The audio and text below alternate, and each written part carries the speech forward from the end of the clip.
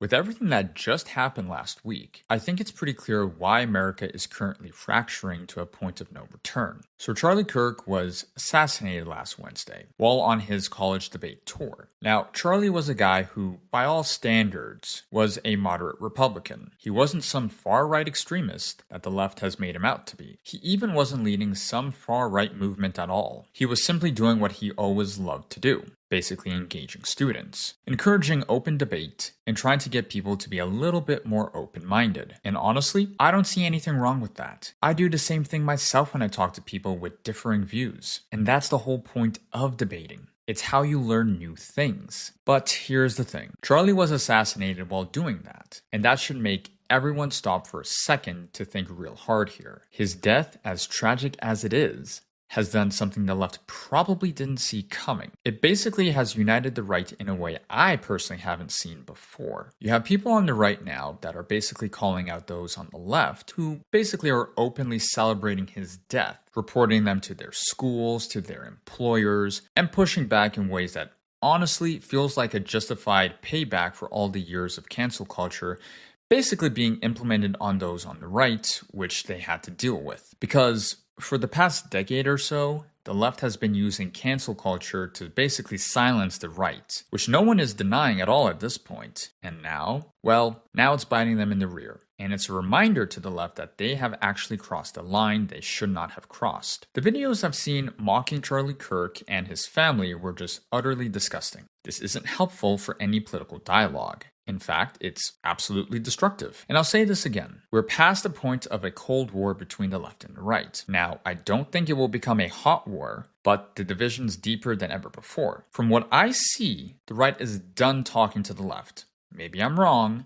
Maybe that will change in the future. But that's the feeling on the ground and in the air as I speak. And we gotta talk about why this even happened in the first place. So why did the perpetrator target Charlie Kirk? Well, it's not a mystery. He was basically indoctrinated, to put it plain and simple. You have the school system that constantly feeds Marxist and neoliberal ideologies all mixed together. And that's what literally built the perpetrator's mindset, which then the perpetrator used to justify in his own head to commit the violent crimes as he did. Not to mention that you hear the same schizo talking points over and over again. Anyone on the right is a fascist. Anyone who disagrees with the left is a bigot. And well, when you keep saying that, it doesn't just create arguments, it's going to break down society to a level that shouldn't be broken at all. It shatters any and all chances of political cohesion that is currently needed. And now we're seeing the results of that, unfortunately. Now, let me be clear on this point. Freedom of speech does have limitations. It doesn't cover direct calls for violence or harm on groups and or individuals. That's not protected under the First Amendment.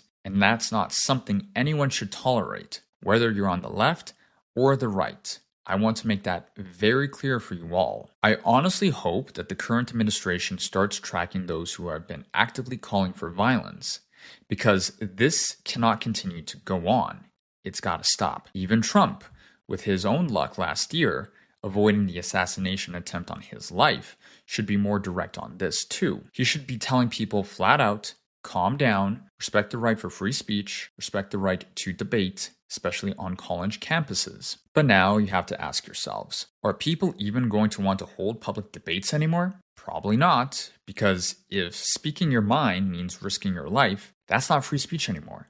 That's basically censorship with physical harm included. And this brings me to a bigger picture. How do you guys think this is going to look to the rest of the world? America already has a hard enough time holding on to the so-called unipolar world order, but this? Russia, China, and even Iran, they're basically going to jump on this. They're going to tell their own citizens, hey, look at America, the country that preaches liberty and democracy, but can't even keep their own people safe for even expressing their own views. This is basically going to damage our credibility as being the world police, which I think we shouldn't be at all, but it is what it is. And that, mind you, is going to make diplomacy even harder. It makes every conversation about democracy and freedom look like hypocrisy on the world stage, which, to be fair, it already is. And then you gotta ask yourself, why would people in oppressed nations risk their lives for Western freedom and democracy when they see Americans being silenced or even killed for just basically speaking out? Like countries like Ukraine, who are fighting for those same values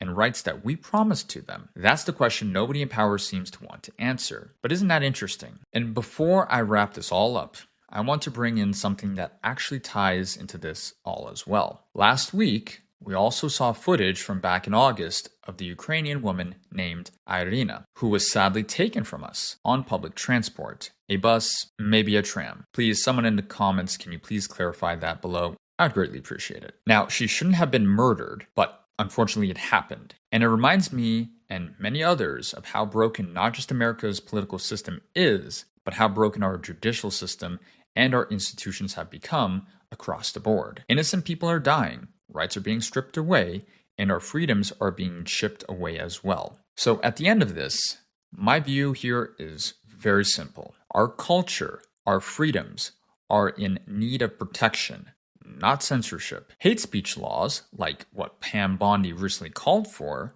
are the wrong answers to fix this. Conservatives such as myself should not be copying the left on this at all. People who aren't calling for violence should never be silenced, in my opinion. Because once free speech itself becomes dangerous, liberty is basically gone, which is what we're slowly seeing. And all you're left with is managed compliance and fear. That, my friends, is why America is fracturing beyond repair. Otherwise, guys, if you please enjoyed this, leave a like, hit the subscribe button, and please leave a very interesting comment below that I would be more than happy, unironically, to debate people on or with. Otherwise, have a great day, guys.